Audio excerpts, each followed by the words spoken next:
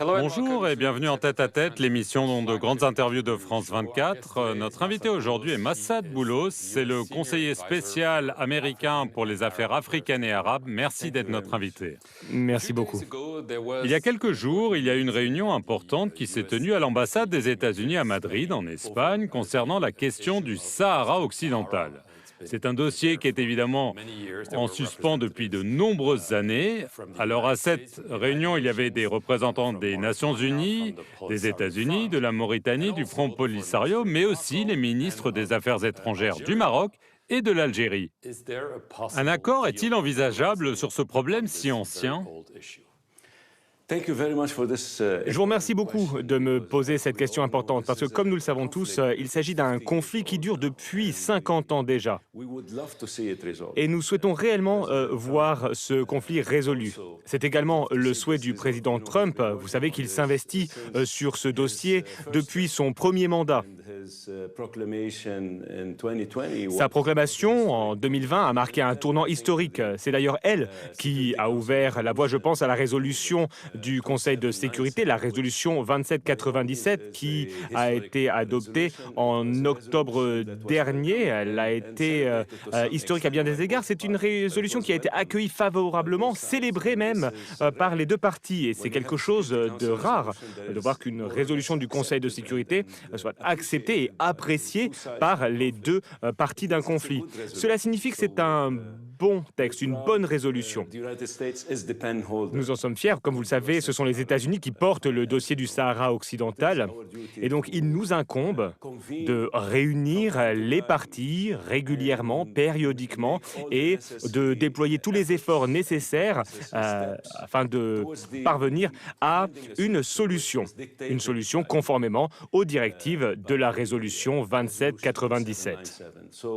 Nous avons publié plusieurs communiqués à ce sujet, mais pour l'instant, nous ne pouvons que nous en tenir à ces déclarations officielles car nous respectons le souhait des parties concernées.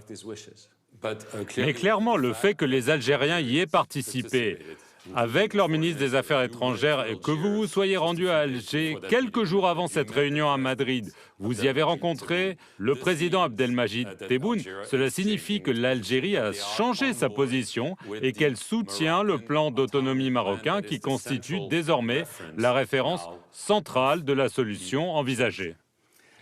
Absolument. Comme je l'ai précisé, notre ligne de conduite est dictée par la résolution 2797 du Conseil de sécurité qui ne reflète pas nécessairement l'intégralité de la position américaine. Notre position est sans doute plus avancée que celle de la résolution. Le texte de la résolution était assez modéré et c'est pour cette raison qu'elle a été accueillie favorablement par tous. La position propre des États-Unis est différente, elle est très claire. Mais aujourd'hui, nous opérons sous l'égide de cette résolution onusienne. Et ce que je peux vous dire, c'est que l'Algérie apporte une aide précieuse. Il se comporte en excellent partenaire, comme ils l'ont d'ailleurs toujours été, du moins avec l'administration Trump actuelle. Mais ils étaient opposés à cela. Ils ont donc changé de position, oui. Oui, alors on ne rentre pas dans le contenu des délibérations, dans les détails, mais si on revient au langage de la résolution, eh bien, cette résolution parle d'un plan d'autonomie qui sert de base. Alors, on laisse ça comme ça et nous travaillons dans ce cadre. Alors, il se dit que vous planifiez un sommet à Washington pour signer un accord cadre à ce sujet. Est-ce que cela est envisageable dans les prochains mois ?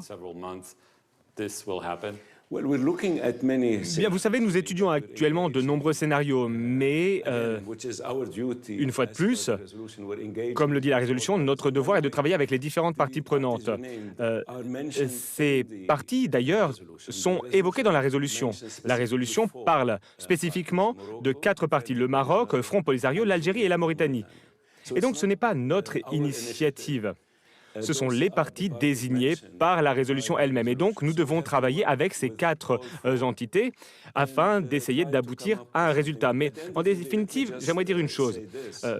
Je vois bien que vous essayez d'obtenir davantage d'informations, mais permettez-moi de dire ceci.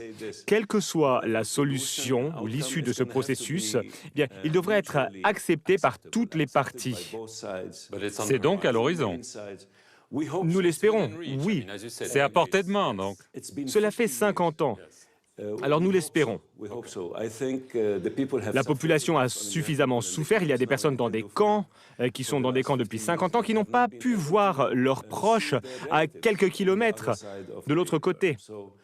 Alors espérons que nous serons en mesure de trouver une solution. Mais pour les États-Unis, les choses sont claires, le Sahara occidental est marocain.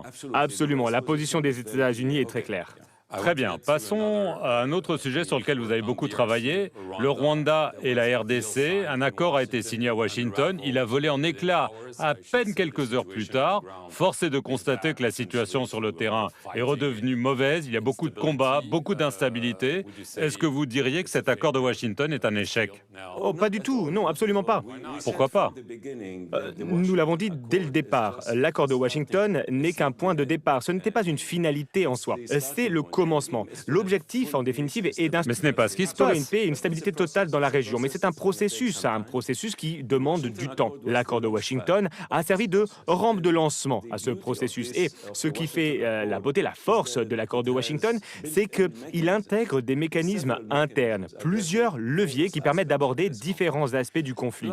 De plus, il est parfaitement complémentaire au volet de Doha, piloté par nos partenaires qataris, avec d'ailleurs le plein soutien des États-Unis et d'autres partenaires tels que l'Union européenne, par exemple. C'est une complémentarité essentielle car cela traite spécifiquement la question entre le M23 et le gouvernement de la RDC. Un aspect qui n'était pas réellement couvert par l'accord de Washington, qui concernait les relations entre le Rwanda et la RDC. Mais je vois où vous voulez en venir. Bien sûr, nous avons été extrêmement déçus par ce qui s'est produit en l'espace de quelques jours à peine. Mais imaginez un instant si nous n'avions pas eu cet accord. La situation aurait été bien plus chaotique. Qui est responsable? Qui est responsable? Alors, bien évidemment, c'était le M23 et le Rwanda qui s'est emparé de la ville d'Uvira, c'était très clair. Donc le président Kagame a trahi la confiance de votre administration et du président Trump lui-même. Il y a eu une sorte de violation, à notre sens, c'était une violation grave de l'accord de Washington. Faites-vous toujours confiance au président Kagame? Nous espérons pouvoir. Vous n'êtes pas sûr? En tout cas, nous travaillons avec lui, nous échangeons avec lui. Nous attendons de voir des mesures concrètes sur le champ de bataille, mais ce que nous voyons, je tiens à être clair sur une chose, c'est que le M23 soutenu par le Rwanda s'est emparé de la ville de Uvira. Après nos échanges avec le président Kagame, eh bien, ils se sont retirés de la ville d'Uvira. Mais pas totalement. Pas totalement, ils sont encore sur quelques points forts autour de la ville. Vous le savez. Ils sont même allés un petit peu plus vers le sud avant de remonter. Mais il y a eu au moins quelques actions entreprises. Faut-il des sanctions contre le président Kagame? Au Congrès, il y a des pressions pour imposer des sanctions au Rwanda et peut-être à lui. Alors, vous l'avez vu dans l'audience publique qui a eu lieu à la Chambre des représentants récemment. Vous avez vu nos responsables américains faire des témoignages. Nous avons également briefé le Congrès. J'ai personnellement briefé le Congrès sur cette affaire il y a à peine quelques semaines. Nous avons annoncé ces événements. Les États-Unis ont aujourd'hui un nombre d'outils à leur disposition et nous allons devoir mettre en œuvre des mesures. Le président Kagame a récemment déclaré qu'il n'avait que faire des sanctions. Oui, nous avons entendu sa déclaration. Nous verrons. Et comme vous le savez, cela n'a rien de nouveau. Les États-Unis ont déjà mis en œuvre différentes actions. Il y a, par exemple, il y a quelques mois, je crois que c'était au mois de septembre, nous avons imposé des sanctions sur un certain nombre de personnes et d'entités impliquées dans ce trafic illégal. Est-ce que ça pourrait aussi être le président? Alors avant cela, nous avons imposé des sanctions sur James Kabarebe. Je sais, très proche de lui. Oui, oui. Donc est-ce que ça pourrait être Kagame lui-même? Alors je ne peux pas spéculer, il s'agit d'une décision qui sera prise collectivement. Ce n'est pas une décision qui appartient à une seule personne, sauf peut-être au président. Mais ce n'est pas exclu.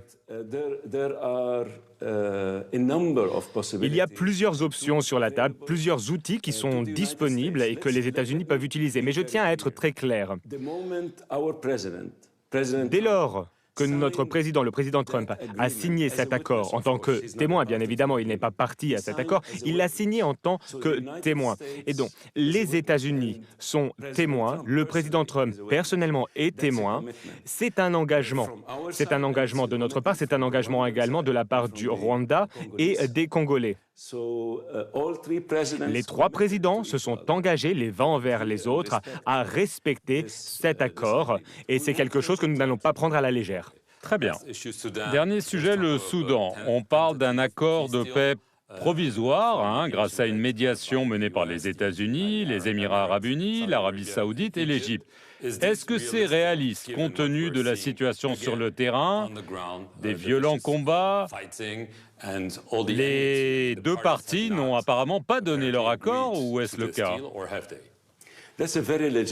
C'est une question et une préoccupation tout à fait légitime. Alors, bien sûr, en particulier quand on voit ce qui se passe sur le champ de bataille. Nous n'avons pas encore officiellement présenté un plan final. Alors, n'oublions pas qu'il y a beaucoup d'autres parties prenantes qui sont impliquées et qui peuvent être très utiles.